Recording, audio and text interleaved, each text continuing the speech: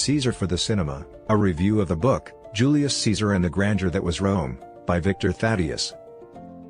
All histories that are not mere compilations of dates, records and statistics are works of the imagination, for the testimony of eyewitnesses is extremely fallible, especially when an event is calamitous or dramatic, and the report that we have upon the nature of any person or thing is governed entirely by the temperament of the person who gives it. Also, it is the habit of man to englamour his past and to exalt himself among his fellows whenever an occasion arises in which he can dramatize himself before an audience as the hero of an event, concerning the truth of which the audience can have no knowledge. Edmund L. Pearson has explained how this vanity, this yearning for a brief moment in the spotlight, has often complicated the solution of murder mysteries and has probably often resulted in the miscarriage of justice. At almost every sensational trial at least one person comes forward as an eyewitness and gives details that are remarkably complete, colorful, circumstantial and yet palpably false. Such witnesses become immediately the center of attention, the corpse is forgotten, the defendant no longer occupies the principal role in the drama, and as credence is given to the witness's account, that account becomes more elaborate, more rhetorical, more inspired, a work of fiction. Such testimony is rarely altogether impugned because no one can ever be quite sure that it is essentially false, even when the embroidery is manifestly so, and, moreover, it has had its emotional effect upon the jury and so has disturbed the balance in the scale of justice, even if it is proved fraudulent. People with the irresponsible imaginations of children will tell you of events in which they participated and will seem to believe their fictions even when you know they are fibbing. And Anatole France has told in a little parable called Putois how the existence of a non-existent person came to be believed in by an entire community, many citizens having their own tales to tell of actual dealings with him. Those who were conscious that they were lying believed implicitly in the testimony of the others until time and repetition of the tales made them believe their own lies too. Historians waged horrific wars among themselves, each under the delusion that he is talking about history and is the real possessor of the truth about some past event or about the true nature of some historical character, whereas he is merely exposing his own soul and the impressions evoked within him by the contemplation of testimony he has correlated about the past. Poor Anthony Froude, after rowing all his life, went to his grave still convinced that he was the only person who understood Caesar. Since Froude's day, historians have had less faith in their knowledge and are more and more disclaiming infallibility.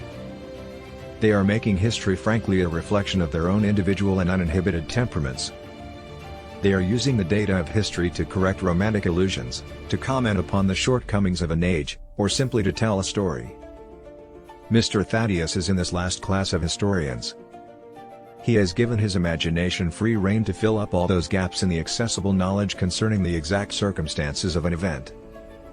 To illustrate, after he has told how the conspirators surrounded Caesar and stabbed him, he writes, above the red swirl of knives flashing over him he sees Pompey looking down, first a tiny marble face leering at him from an infinite distance, then suddenly of such colossal proportions that it obliterates the whole world in darkness.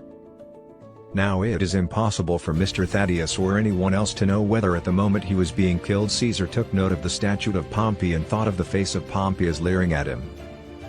Mr. Thaddeus makes use of the historical present and frequently tells us what is going on in the mind of Caesar at a given moment even though Caesar himself has given us no testimony in the matter. It all reminds me somewhat of that parlor intelligence test in which one is asked to tell what was the impossible feature of a long story involving a dream a man had which was so vivid that he died of shock before he woke up. Inasmuch as Caesar did not live to describe his inner feelings at the moment of his own death, we cannot know what those feelings were. We can only guess, and guesswork, unhappily, is about all we can get about the remote past.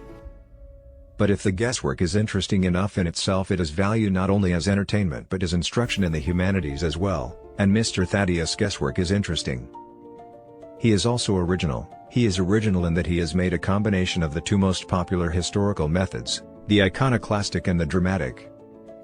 He is intent upon destroying the legend of grandeur that we have concerning Roman civilization and upon making Caesar out to be a mere bandit adventurer, made powerful by circumstances rather than by special ability, by using brute force, and managing by bribes and by his cunning at bargaining to attain his ends. And yet while intent upon this purpose Mr. Thaddeus makes use of the sort of literary effects we have come to associate with Emil Ludwig.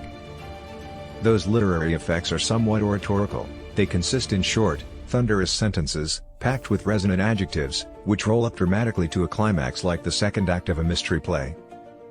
Mr. Thaddeus employs tension and suspense, and by so doing Caesar becomes glamorous even when Mr. Thaddeus would have him appear otherwise, because Caesar is the center of moving and colorful events.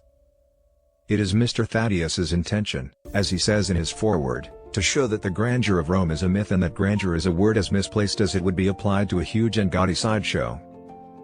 But he goes on to state, we see the 100% Romans brawling drunkenly in their forum, lying on the cushions of their litters caressing with obscene fingers their boy favorites, gloating sadistically in their amphitheaters and circuses over the butchery of unhappy gladiators and starved wild animals.